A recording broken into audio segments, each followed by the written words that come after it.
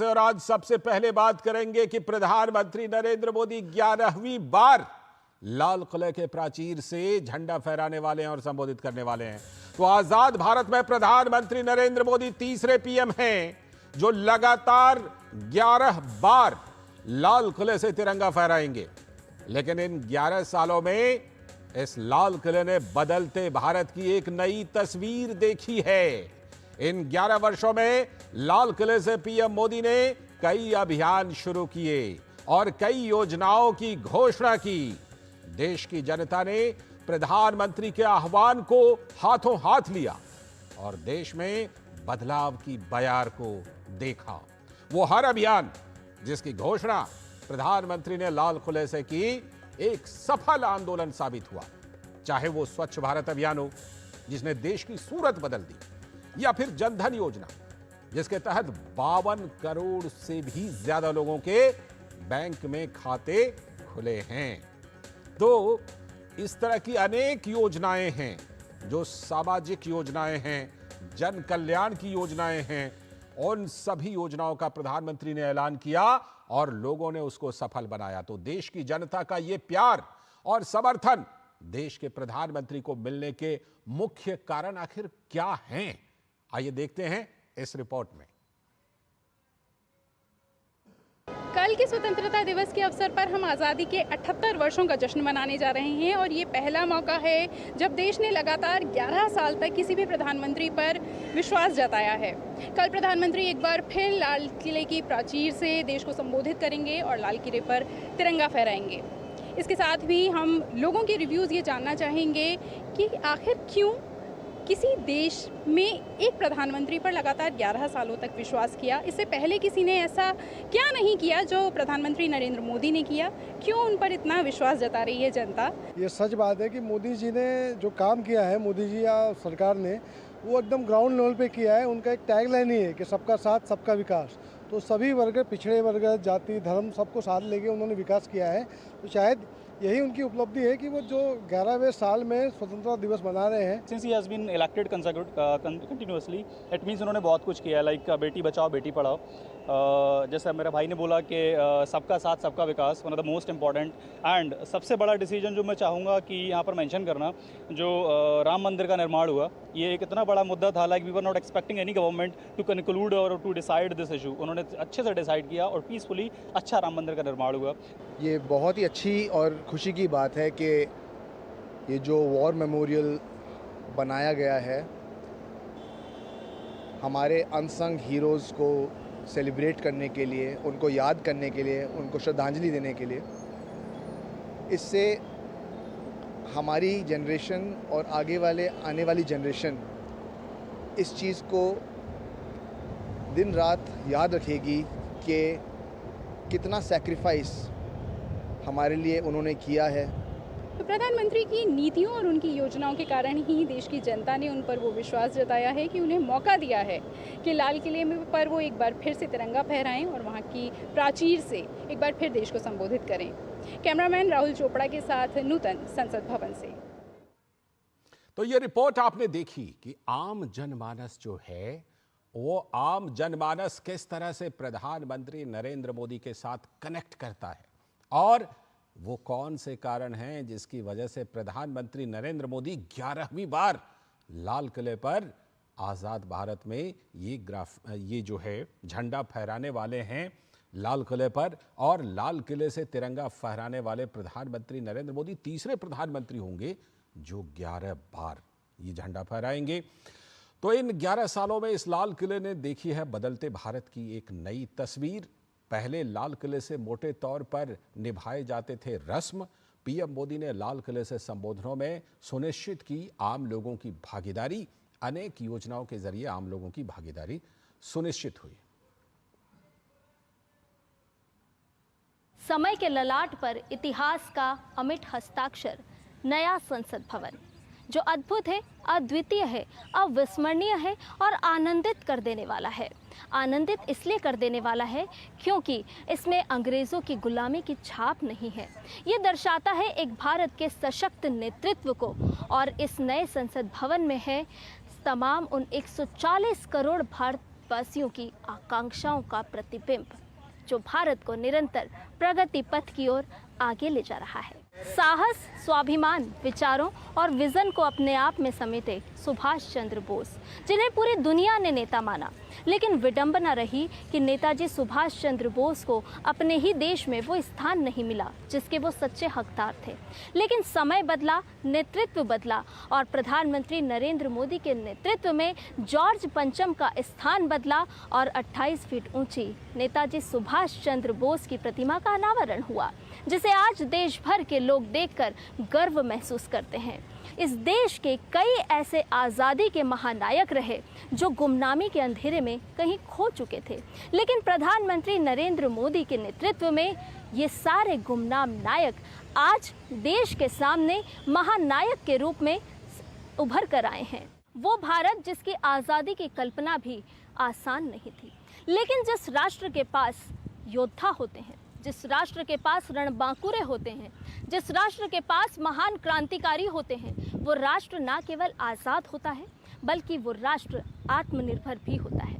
आज जब हम स्वतंत्रता दिवस की 78वीं वर्षगांठ मना रहे हैं तो राष्ट्र के उस प्रगति पथ को भी याद कर लेते हैं जो सशक्त नेतृत्व के साथ पूरे विश्व में अपनी पहचान बना चुका है। और बात जब प्रगति पथ की हो तो राजधानी का वो पथ जरूर याद आ जाता है जिसके दो नाम हुए। जी हाँ, अब तक जिसे राजपथ के नाम से जाना जाता था वो अब हो चुका है कर्तव्य पथ। ये बोध कराता है आपको, हमको अपने कर्तव्यों के बारे में, और ये संभव हुआ भारत के सशक्त नेतृत्व के माध्यम से।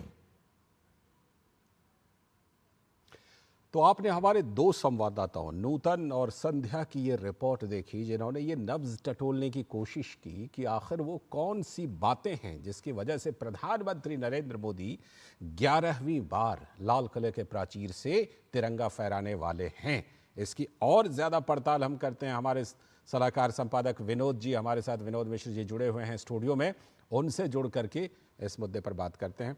विनोद जी, देखिए ये 77-78 साल हो गए, जाहिर सी बात है कि तिरंगा तो हर बार फहराया ही जाता है, लेकिन ये जो पिछले 11 साल हैं, इन 11 सालों में एक चीज़ हमने अपने संवाददाताओं की रिपोर्ट के जरिए भी देखी कि पहले ऐसा होता था कि चलिए एक रस्म सा बन गया था, तिरंगा फहराना है, एक संबोधन देना है 50 मिनट, 60 मिनट, 65 मिनट का, लेकिन उसको जन आंदोलन और जन भागीदारी में बदलना है। ये प्रधानमंत्री नरेंद्र मोदी ने पिछले 11 सालों में किया है, 10 सालों में। लाल जी, मैं तो देख के आह्लादित था कि हमारे दो जो रिपोर्टर ने ये शानदार तस्वीर भेजी है बदलते भारत की जी, और उसको दिखाया है अपने, तो वो सीधे सीधे आप कह सकते हैं कि बदलते भारत की वो नैरेटिव्स कैसे बदले हैं। जी, हमने देखा अभी संध्या के पार्लियामेंट की रिपोर्ट, क्या इस देश में हमने उम्मीद की थी अभी कि ये 100 साल पुराना संसद भवन जो है एक नए संसद भवन में, जो भारत के लिए और भारतीयों द्वारा बनाया गया एक संसद भवन होगा, जो देश की सर्वोच्च पंचायत है, जहां 140 करोड़ देशवासियों की प्रतिनिधित्व है, उसको जो दिखा के इतना आनंदित हो रहा था। जब संध्या ने दिखाया आप उस कर्तव्य पथ को और उसमें सुभाष चंद्र बोस का उस प्रतिमा को लगे हुए, तो यही तो बात है जो इस देश ने 11 साल में देखा है। और वो देखा है जो फ्रीडम स्ट्रगल के नैरेटिव्स कैसे बदले हैं इस 11 साल में। प्राइम मिनिस्टर मोदी तीसरी प्रधानमंत्री हैं जो लाल किले पे 11वीं बार झंडा फहरा रहे हैं जी। लेकिन उससे इंपॉर्टेंट है कि जो 70 साल का जो डिस्कोर्स था फ्रीडम स्ट्रगल को लेके, वो फ्रीडम स्ट्रगल इन 10 वर्षों में कैसे बदला है, और उसके वो नायक, उसके वो महान जो आप कह सकते हैं नायक जो गुमनामी के अंधेरे में चले गए थे, वो कैसे हमारे सामने में उनकी छवि सामने में आई है, ये सबसे बड़ा बदलाव है। जब संध्या ने आपको दिखाया था, अभी लाल किले से भी एक रिपोर्ट भेज रही थी कि कितना इंपॉर्टेंट था कि इस लाल किले को, जब आप कह रहे थे अपने अभी उद्बोधन में, जब आप बता रहे थे कि एक कस्टम जैसा लग रहा था कि प्राइम मिनिस्टर वहां जाएंगे, झंडा फहराएंगे और उसके बाद 1 साल तक प्राइम मिनिस्टर कभी नहीं जाएंगे। लेकिन ये प्राइम मिनिस्टर मोदी हैं जो 15 अगस्त के अलावे भी कई बार लाल किले गए हैं। ये हमें याद रखना चाहिए, क्योंकि प्राइम मिनिस्टर ने उस लाल किले के फिलॉसफी से सुभाष चंद्र बोस के बिल्कुल। वो जो दिल्ली चलो का और लाल किले पे झंडा फहराने का उनका जो संकल्प था, आपने देखा होगा शायद जो 75वें वर्षगिरा जो आईएनए का हुआ था, आजाद हिंद फौज उसमें की वहाँ पर जयंती एक पर, खास तो प्रदर्शनी प्राइम मिनिस्टर लगाई मोदी ने लाल किले पे झंडा फहराया था। वो कोई 15 अगस्त और 26 जनवरी का मौका नहीं था, बिल्कुल। वो सुभाष चंद्र बोस के लिए वो एक बड़ी श्रद्धांजलि थी कि नेताजी ने जो चाहा था, लाल किला जो उनका सपना था, वो इस देश ने 2018 में या 2021 में, शायद वो 75वां जो उनका ये था आईएनए का, जी। तो उस सालगिरह में प्राइम मिनिस्टर मोदी ने वहां झंडा फहराया था। बिल्कुल। तो ये डिस्कोर्स चेंज करना कि अपने महानायकों में जब आप फ्रीडम स्ट्रगल की बात करते थे तो गिनती के कुछ लोग हमारे सामने में आते थे। जी। आज तमिलनाडु के, आज कन्याकुमारी के, आज गुमनाम उड़ीसा नायक के, जिन्हें आज कहते हैं, तेलंगाना के, झारखंड के, उड़ीसा के, उन गुमनाम नायकों के बारे में जब हम सुनते हैं, जी। जो अचानक इस साल इन वर्षों में उनका जो है वो सारी चीजें हम लोगों के बिल्कुल, सामने में आई है, जब प्राइम मिनिस्टर मोदी ने उनका हक और वो जो गुमनाम नायक है उनकी छवि को दुनिया के सामने में लाया है, तो डेफिनेटली आप कह सकते हैं बिल्कुल। कि सुभाष चंद्र बोस की तरह और नायकों के साथ में बहुत बेमानी हुई है, बिल्कुल, जो जिसको कम कि से अब कम ठीक ये किया जा फ्रीडम रहा है। स्ट्रगल का नैरेटिव चेंज हुआ है। एक बात और ये बात सही है कि वो 11वीं बार वहां पर तिरंगा फहराने वाले तीसरे प्रधानमंत्री हैं, लेकिन अगर हम इसको डेटा को देखें तो लगातार 11वीं बार फहराने वाले वो दूसरे प्रधानमंत्री होंगे शायद पंडित जवाहरलाल नेहरू के बाद, है ना। और जिस तरह से कि नूतन ने आम लोगों का जनमानस का मन टटोला था, वो भी इस बात की पुष्टि करता है जो आप कह रहे थे कि बहुत सारे ऐसे गुमनाम नायक जिनको भुला दिया गया था, आम लोग जिनको इन समारोह से एक तरह से अलग रखा जाता था, उन सब को याद करने, उन सब को जोड़ने के लिए इन 11 सालों को जाना जाएगा। क्योंकि पहले हम देखते थे कि गिने चुने लोगों का नाम लिया जाता था कि उन्होंने आज़ादी दिलाई, 3-4 लोगों का नाम लेकर के उसके बाद छोड़ दिया जाता था। लेकिन अब इन 11 सालों में इन सारे चीज़ों में हमने आमूल चूल परिवर्तन देखा है। लाल जी, आप जब नूतन के इस रिपोर्ट की बात कर रहे थे तो उसमें जो सबसे इंपॉर्टेंट चीज मुझे वो देखी, जो लाल किले से ये घोषणा प्राइम मिनिस्टर मोदी का जो लोगों के साथ कैसे कनेक्ट किया है, सामाजिक भागीदारी का जो ये 11 साल है वो इतिहास में याद किया जाएगा। मैं इसलिए कह रहा हूं कि इसकी बात करते हुए कि आप प्राइम मिनिस्टर मोदी ने लाल किले से जब भी कोई ऐसे अपने स्कीम और अपनी योजनाओं का घोषणा किया है, वो देश में कैसे एक जन आंदोलन बनाया है। जैसे मैं आपको उदाहरण में दे रहा हूं, 2014 का हमको याद होगा जब प्राइम मिनिस्टर ने स्वच्छ भारत अभियान की बात कही थी। ये गांधी जी का स्वच्छ भारत का सपना था।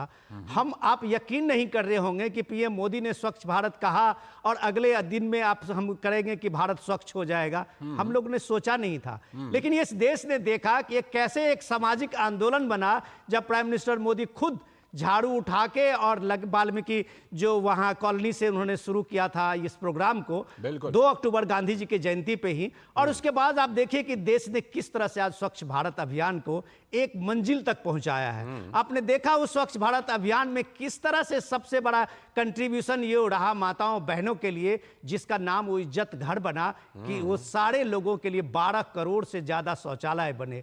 तो ये अभियान जैसे जब आपने देखा है बेटी बचाओ बेटी पढ़ाओ का लाल किले से प्राइम मिनिस्टर मोदी ने किया, तो हम लोगों ने उस आंदोलन को देखा, लोग भी अपनी बेटियों के साथ कैसे सेल्फी अपने अपने सोशल मीडिया अकाउंट पे डाल रहे थे। हम लोगों ने देखा प्राइम मिनिस्टर ये जनधन योजना का, जो 70 साल में इस देश के करोड़ों करोड़ गरीब लोग बैंक का दरवाजा नहीं देख पाए थे, उसमें 52 करोड़ से ज्यादा लोगों का सीधे बैंक में अकाउंट खोला।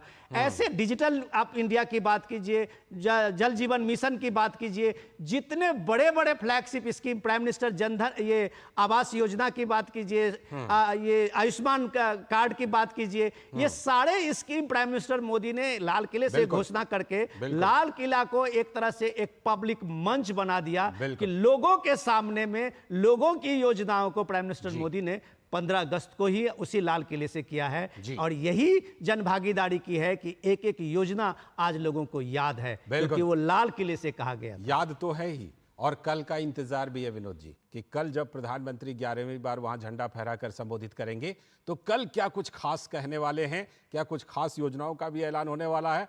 हम लोग जरूर उस पर कल बात करेंगे, लेकिन फिलहाल हम बढ़ते हैं अगली खबर की तरफ। लेकिन उससे पहले एक ब्रेक लेंगे। आप हमारे साथ बने रहिएगा क्योंकि आपके साथ एक खास चर्चा भी करनी है कि उत्तर प्रदेश में दरअसल हुआ क्या है कि जो 10 सीटों के उपचुनाव होने हैं उसमें आधी सीटों पर कांग्रेस ने दावा ठोक दिया है। तो अब अखिलेश यादव के सामने चुनौती है। इस पर आज खास चर्चा करेंगे। फिलहाल वक्त है एक ब्रेक का।